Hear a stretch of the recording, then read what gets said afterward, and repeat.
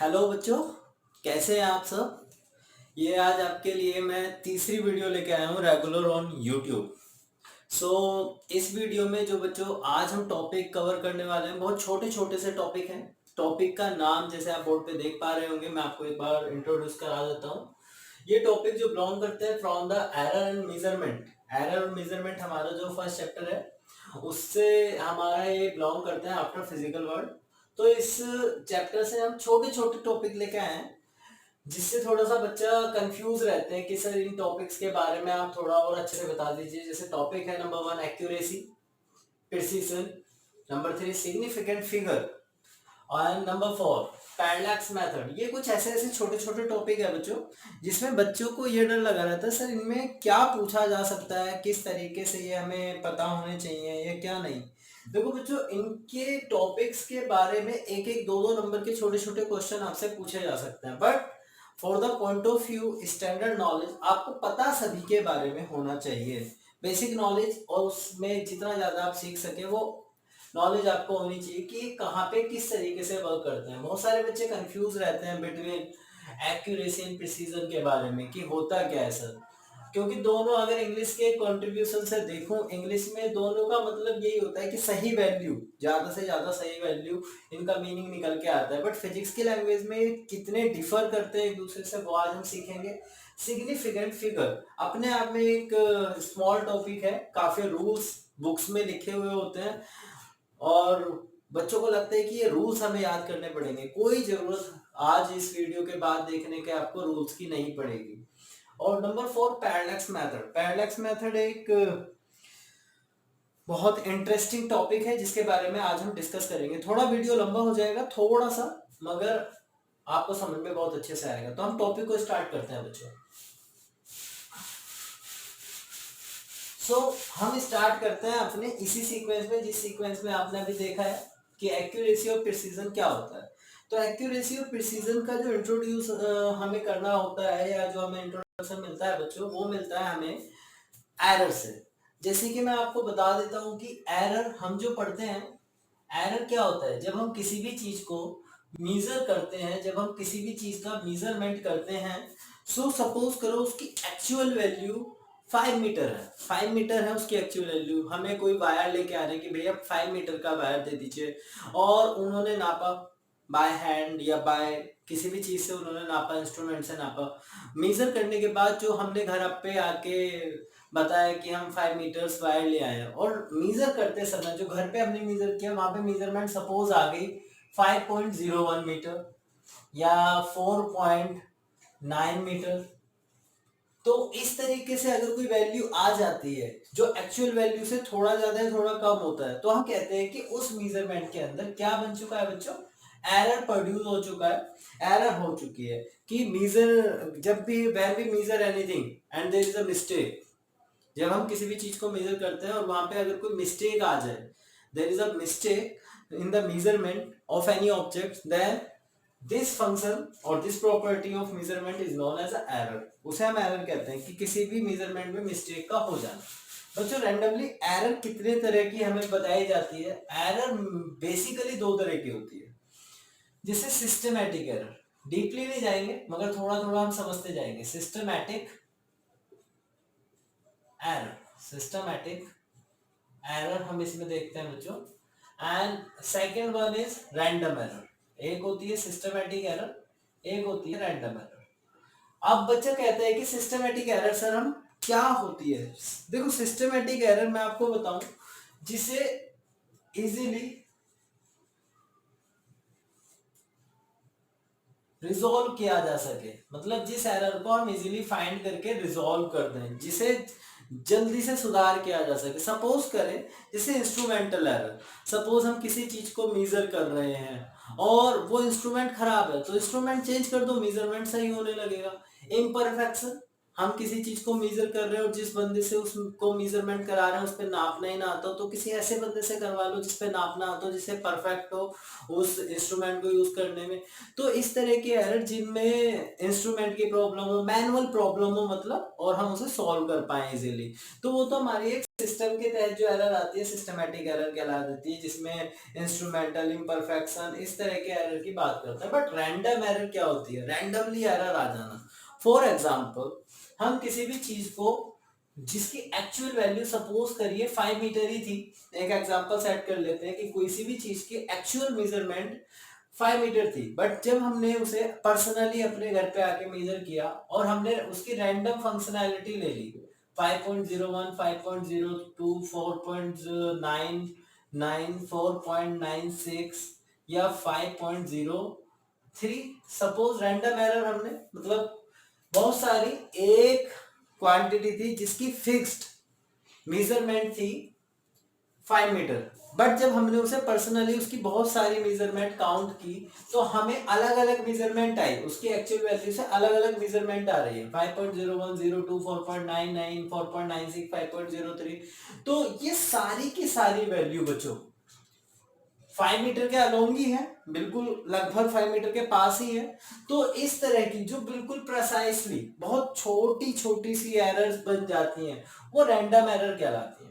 वो random error कहलाती है कि जब हम किसी भी चीज की नंबर ऑफ मेजरमेंट ले लेते हैं, बहुत सारी रीडिंग्स ले लेते हैं और वो अपनी एक्चुअल रीडिंग के पास में होती है बट उसके बराबर नहीं होती, तो उस समय जो एरर आती है that is called random error. बहुत सिंपल सिंपल बातें बता रहा हूँ, समझ में आ जाएंगी।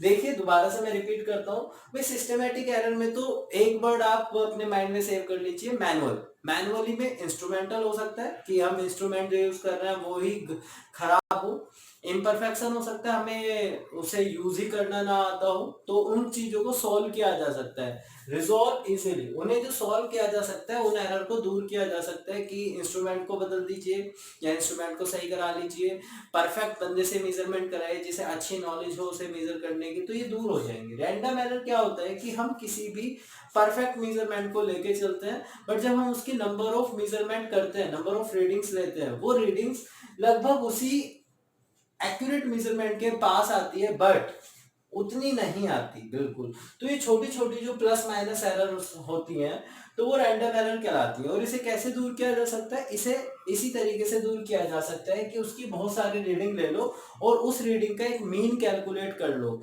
जो मीन आएगा वही उसकी हम परफेक्ट वैल्यू के आसपास ही रहता है वो मीन। अगर मैं इन रीडिंग्स का मीन निकालूं तो लगभग 5 मीटर के बराबर ही आएगा। तो यही रैंडम एरर को दूर करने का एक तरीका है।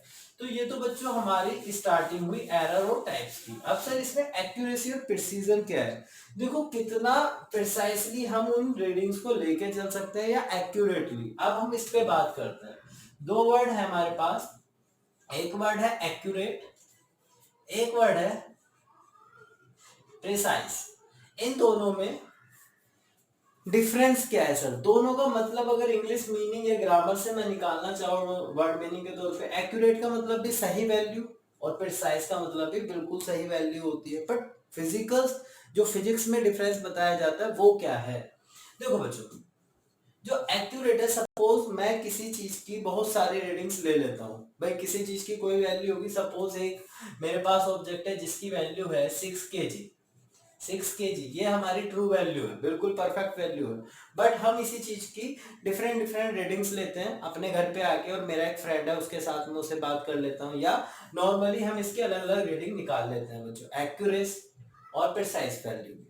तो एक्यूरेट वैल्यू और प्रिसाइज में डिफरेंस क्या आता है? जब मैं इसकी रीडिंग लेता हूँ, देखो 6.1, 6.20, 6.30 या 5.90 या 5.85, इस तरह की मेरी कुछ रीडिंग आती है बच्चों। निकाल सकते हैं 6.1, 6.2, 6.3, किसी ने कुछ मीजर किया, मैंने मीजर किया तो ये आ गई, और किसी दूसरे ने इसी रीडिंग को जब मीजर कर रहा है कोई दूसरा पर्सन जिसे काफी अच्छी नॉलेज है मेजर करने की, मुझे नहीं है, मेरी ये आ रही है, किसी दूसरे को बहुत अच्छी नॉलेज है, तो उसने क्या मेजर किया? 7.01, 7.02, 7.03 या 6.99 या 6.98, इस तरह की उसने रीडिंग्स निकाली। तो अब बात ध्यान से देखिएगा, मेरी बात ध्यान से समझिएगा। एग्जाम्पल आपके सामने सेट है, यहीं से आपको मेरी सारी बातें समझ में आ जाएंगी। बेसिक डिफरेंस क्या होता है, जितनी भी एक्यूरेट वैल्यू है, आप ध्यान से समझिएगा, जितनी भी एक्यूरेट और एक्यूरेसी की जो हम बात करते हैं, वो सारी की सारी वैल्यू रिलेटिवली एक्यूरेट जो हमारी बिल्कुल ट्रू वैल्यू उसके पास जाके मिलती है। देखो 6 पॉइंट एक्चुअल वैल्यू जो थी हमारी 6.00 kg थी, तो हमने पहली रीडिंग जो निकाली वो 6.10 निकाली, दूसरी रीडिंग निकाली वो 6.20 निकाली, 6.3, लगभग ये सारी रीडिंग्स इसके पास में है, बिल्कुल करीबी है। 5.90, 5.85, ये बल्कि थोड़ी दूर हो गई, बट ये हमारे बिल्कुल इसके लगभग पास आ रही है। अब यहाँ पे आप ये रीडिंग आपस में अगर इन्हें देखोगे रिलेटिवली एक दूसरे के साथ मेजर करके देखो, तो ये एक दूसरे के बिल्कुल पास है, 0102 बहुत पास है, और ये वाली वैल्यू एक दूसरे से थोड़ा दूर है। देखो यहाँ पे तो 0.01 0.02 का ही डिफरेंस है, यानी कि यहाँ की जो डिफरेंस ऑफ वैल्यू है वो 0.01 की आ रही है। इनका डिफरेंस निकालो, कितना गैप आ रहा है इनमें 0.01 का, और यहाँ पे कितना गैप आ रहा है बेटा, डिफरेंस करोगे 0.1 का। ये वाला बड़ा नंबर है, ये वाला बड़ा नंबर है, ये बड़ा नंबर है। तो जो एक्यूरेट वैल्यू होती है और जो प्रिसाइज वैल्यू होती है उसे थोड़ा समझो, डिफरेंस समझो, क्लियर हो जाएगा। एक्यूरेट वैल्यू में एक्यूरेसी के अंदर जो हमारी मेजरमेंट होती है वो हमारी ट्रू वैल्यू के पास होती है, बहुत पास होती है, मगर उनका इंडिविजुअल डिफरेंस बड़ा हो सकता है, उनका इंडिविजुअल डिफरेंस थोड़ा बड़ा हो सकता है, मगर प्रिसीजन में जो रीडिंग्स आती हैं वो हमारे एक्यूरेट वैल्यू से ज्यादा, काफी ज्यादा भी हो सकती है। मैंने तो यहाँ 7 लिया है, कोई बंदा मेजर करे 8.01 भी कर सकता है, 8.02 भी, मगर उनके बीच का डिफरेंस बहुत बड़ा नहीं होता, वो बिल्कुल पास पास होती है। देखो 7.01 7.02 कितना डिफरेंस होगा, स्केल में भी जाओगे ये तो डिफरेंस होगा, या तो यहाँ या तो यहाँ, ये तो बहुत कम है, बहुत कम है। प्रिसीजन में जो डिफरेंस होता है रीडिंग्स का, रीडिंग्स के बीच का जो डिफरेंस होता है वो बहुत पास पास होता है, मतलब डिफरेंस बहुत कम होता है। मगर एक्यूरेसी में एक्यूरेट वैल्यू के अंदर जो डिफरेंस होता है पर्टिकुलर रीडिंग का वो ज्यादा होता है। पर्टिकुलर रीडिंग का डिफरेंस क्या होता है बच्चों, ज्यादा होता है, और हमारा मगर एक्यूरेसी के अंदर वो वैल्यू ट्रू वैल्यू के पास होती है। प्रिसिशन के अंदर वो जो रीडिंग है वो ट्रू वैल्यू के पास हो भी सकती है और नहीं, मैं ये कभी नहीं कहूंगा कि वो नहीं होती, बट प्रिसीजन में इंडिविजुअल डिफरेंस ऑफ रीडिंग बहुत करीब होता है, उसे ही प्रिसाइज वैल्यू बोली जाती है, कि वो बहुत प्रिसाइसली, बहुत बारीकी से मेजरमेंट कर रहा है। एक्यूरेसी में एक्चुअल रीडिंग के पास होती है, मगर उनकी जो रीडिंग का डिफरेंस होता है वो थोड़ा बड़ा हो सकता है, थोड़ा बड़ा, बहुत बड़ा नहीं कि यहाँ 6 तो यहाँ बिल्कुल 4 ही आ जाए, इतना बड़ा नहीं, थोड़ा बड़ा, पॉइंटों में थोड़ा। अब इसी चीज को हम कहते हैं एक्यूरेट वैल्यू और प्रिसाइज वैल्यू। अब जो एक्यूरेट वैल्यू होती है क्या वो प्रिसाइज हो सकती है, ये समझने की कोशिश करो। एक्यूरेट वैल्यू कभी भी प्रिसाइज वैल्यू नहीं हो सकती, क्योंकि एक्यूरेट वैल्यू के अंदर अगर डिफरेंसेस इतने बड़े बड़े आएंगे, क्योंकि यहाँ तो 0.01 का है, ये डिफरेंस 0.001 भी हो सकता है, जो हम डेल्टा ए डेल्टा बी लेते हैं वो ये भी हो सकता है, ये भी। तो प्रिसाइज वैल्यू के अंदर जो इंडिविजुअल रीडिंग का डिफरेंस है वो बहुत कम होता है, बहुत कम होता है, मगर एक्यूरेट वैल्यू के अंदर वो डिफरेंस काफी ज्यादा हो जाता है, 0.01 तक भी नहीं जाता, 0.1 तक 0.2 तक भी घूमता है, तो वो एक्यूरेट होती है वैल्यू। एक्यूरेट वैल्यू हमारे ट्रू वैल्यू के पास होती है, बट प्रिसाइज नहीं होती, उनके बीच का डिफरेंस थोड़ा ज्यादा हो जाता है। और जो प्रिसाइज वैल्यू होती है वो एक्यूरेट नहीं होती, मतलब उनकी जो रीडिंग है वो ट्रू वैल्यू के पास नहीं जाती, वो ट्रू वैल्यू से काफी ज्यादा हो सकती है, काफी ज्यादा हो सकती है। मगर अगर हम किसी वैल्यू को ये कहें कि वो एक्यूरेट है, तो माइंड में डाल लेना कि वो अपने ट्रू वैल्यू के पास है। मगर ये कहें कि वो वैल्यू प्रिसाइज है, तो उनके बीच का जो गैप है वो बहुत पास में है, मगर एक्यूरेट वैल्यू मतलब अपनी ट्रू वैल्यू के पास में है या नहीं, this is not be confirm. Clear बच्चों, क्लियर हो गया? फिर भी कोई डाउट आए इन टॉपिक्स के अंदर तो आप मुझे कमेंट बॉक्स में लिख दीजिएगा। वैसे कोई डाउट बनना नहीं चाहिए। एक और ब्रीफ में मैं बता देता हूँ, छोटे छोटे टॉपिक्स हैं बेटा, कि एक्यूरेट वैल्यू ट्रू वैल्यू के पास होती है, मगर इंडिविजुअल डिफरेंस थोड़ा ज्यादा हो सकता है। प्रिसाइज वैल्यू ट्रू वैल्यू से दूर हो सकती हैं और होती हैं लगभग। प्रिसाइज उसे कहते हैं बेसिकली जिनका इंडिविजुअल डिफरेंस बहुत कम हो, वे एक दूसरे के बहुत पास पास हो। चाहे इसके पास हो या ना हो वो बात नहीं कर रहा, अगर इसके पास हो गए तो फिर एक्यूरेटली प्रिसाइज हो जाएंगे, एक्यूरेटली प्रिसाइज।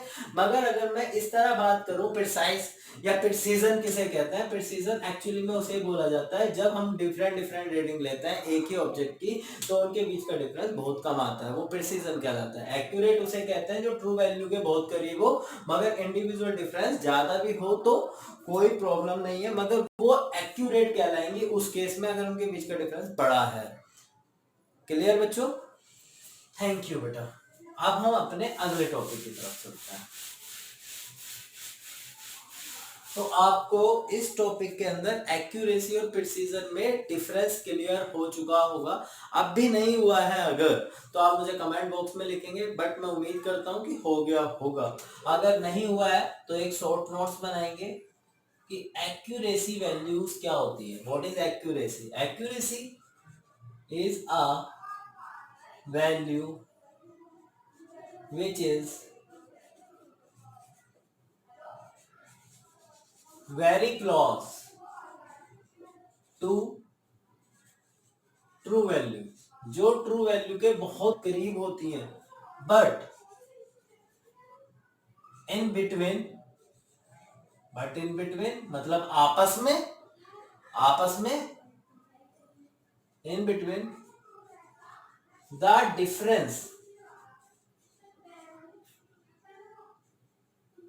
ऑफ एरर, जो एरर का डिफरेंस है, the difference of error is small, वो ज्यादा हो जाता है। जो बिटवीन डिफरेंस है वो थोड़ा ज्यादा हो जाता है। एंड एक इंपॉर्टेंट नोट्स कि एक्यूरेट रीडिंग्स most probably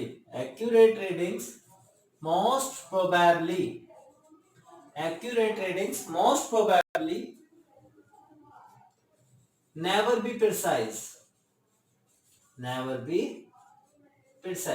अधिकतम केसेस में देखा गया है जो एक्यूरेट वैल्यू होती है वो प्रिसाइज नहीं हो पाती। और प्रिसीजन किसे कहते हैं बच्चों? प्रिसीजन किसे कहते हैं? प्रिसीजन इज अ वैल्यू, एक ऐसी वैल्यू को बोलते हैं which is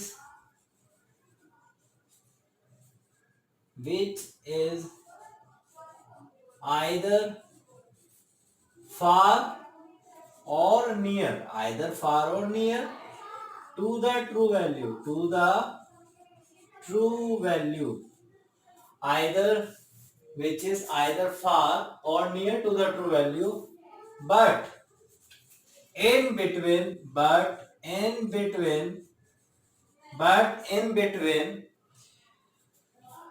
the difference of error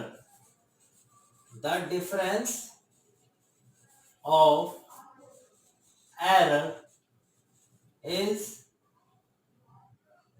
less, बहुत लेस होता है, लगभग 0.01 0.001 इस तरह का डिफरेंस होता है, उसे प्रिसीजन बोलते हैं। तो ये नोट्स आप बना लेंगे ना बच्चों वीडियो को पॉज करके, तो आपको वैसे ही क्लियर हो जाएगा। ठीक है बच्चों, अब हम अपने अगले टॉपिक